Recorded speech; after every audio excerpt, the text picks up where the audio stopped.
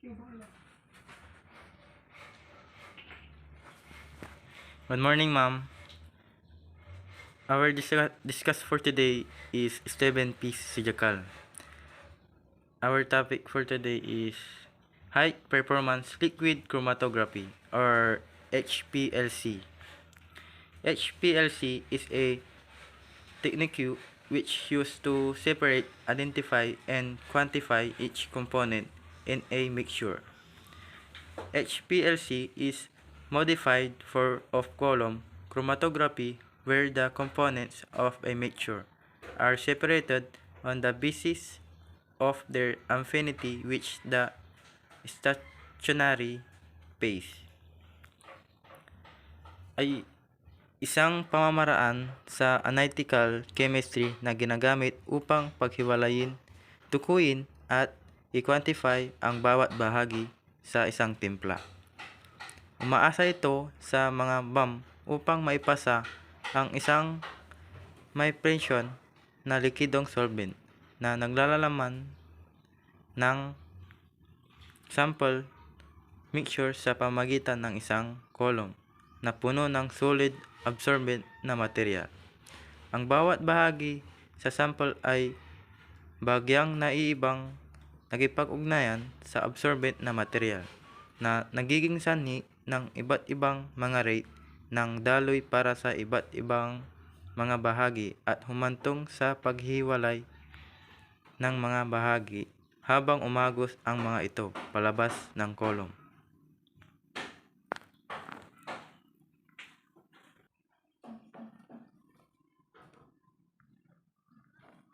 Good morning po, ma'am. I'm Rico Yan Umayam and my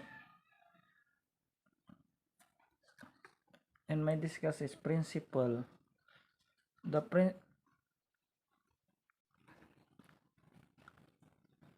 principle release pumps to pass pressurized liquid solvent containing the sample mixtures through a calcium filled with a absorbent material. And sa baba naman sa principles po ay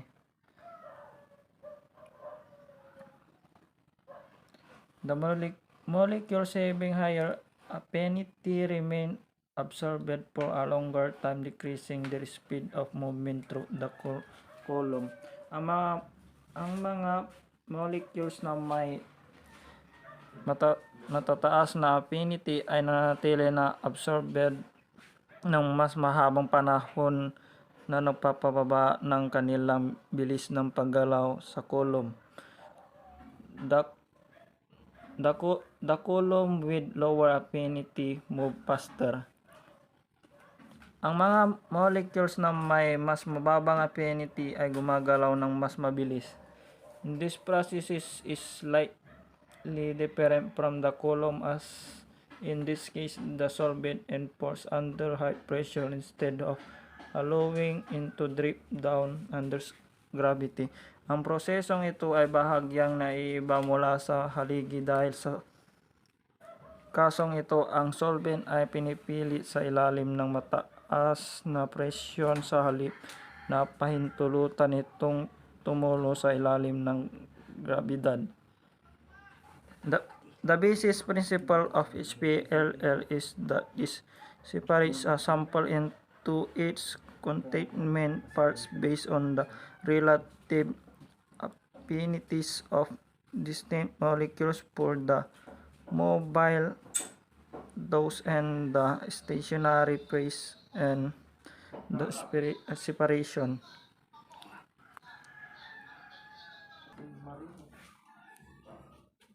Good day, ma'am. I'm Carl Vincent G. Valencia. Stationary phase and mobile phase. Stationary phase is the stage when growth ceases but cells remain metabolically active. Several physical and molecular changes take place during this stage that makes them interesting to explore. The characteristic proteins synthesized in the stationary phase are indispensable as they can confer viability to the bacteria. Mobile phase. Mobile phase or plural mobile phases.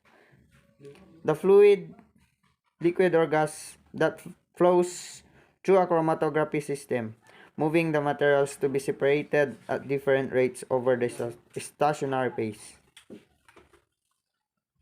Purpose of stationary phase remains fixed in the place while the mobile phase carries the components of mixture through the medium being used.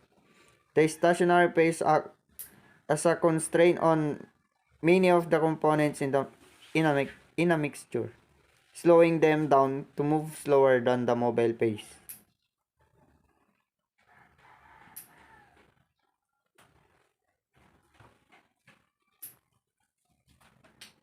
Non-polar or reverse phase. Reverse phase chromatography is established on the partition equilibrium between the non-polar hydrophobic stationary phase and the polar mobile phase, where the polarity of the mobile phase is higher than the stationary phase. Reverse phase chromatography or RPC is a liquid chromatography technique that involves the separation of molecules on the basis of hydrophobic interactions between the solute molecules in the mobile phase and the ligands attached to the stationary phase.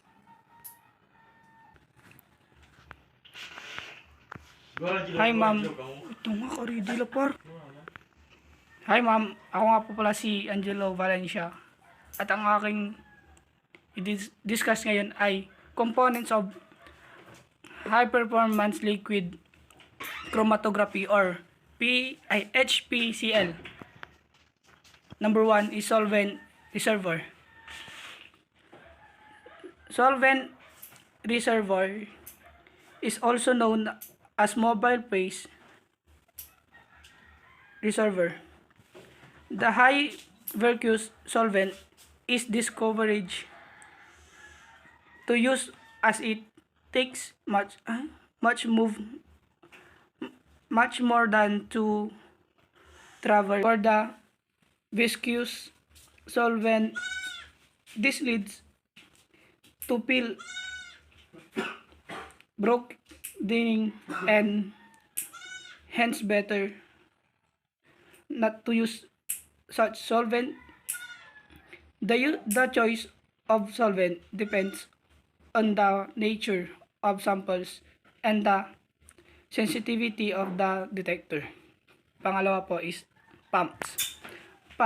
The pump's functions is to propel a liquid or known as the mobile phase through the liquid chromatography at the set flow rate much is measured in millimeters per meter. A pump can deliver a constant mobile phase composition or a rising mobile phase compositions during the chromatography experiment. Samples injection system. The injection is used to insert the liquid samples into the mobile phases. Flow sample quantities range from 5 to 20 minutes. 5 to 20 microlens.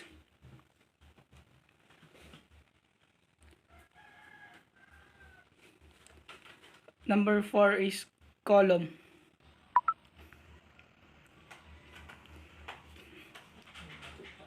Number 5, detectors. The detector individual molecules having the columns and delivers an output to the recorder computer resulting in a liquid chromatograph.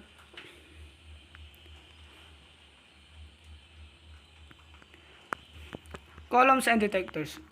Columns. The heart of the HPCL system is the column.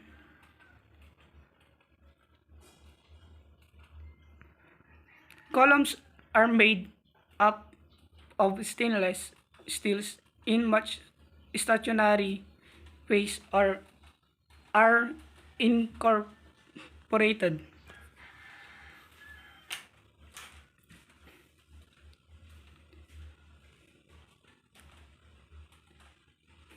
Col ay,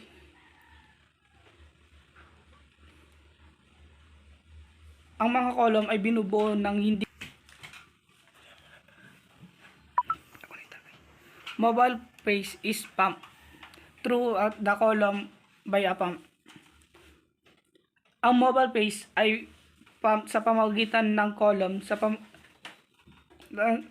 pamamagitan ng isa pang pump. Solvent must be decreased to eliminate formulation of bubbles.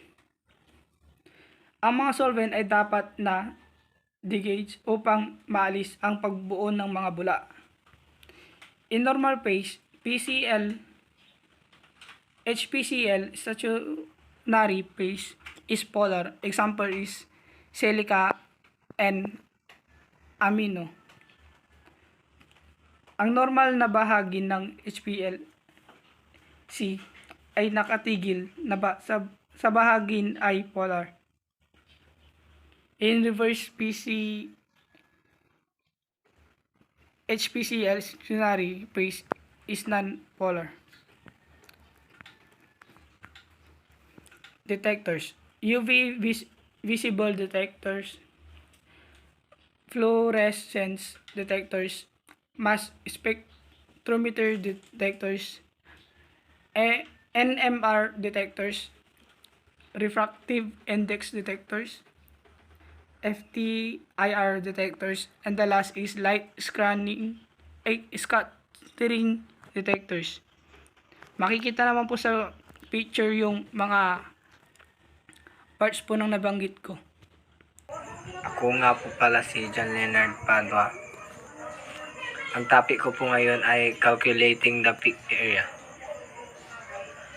The area of peak is proportional to the amount of the compound that is present. A portion can compare two ratios, y ratios compare individual numbers. Ratios can also be converted into fraction. Number 2. The area can be approximately by treating the peak as a triangle. A area of a triangle. To find a triangle's area, use the formula area is equal to 1/2 times base times height.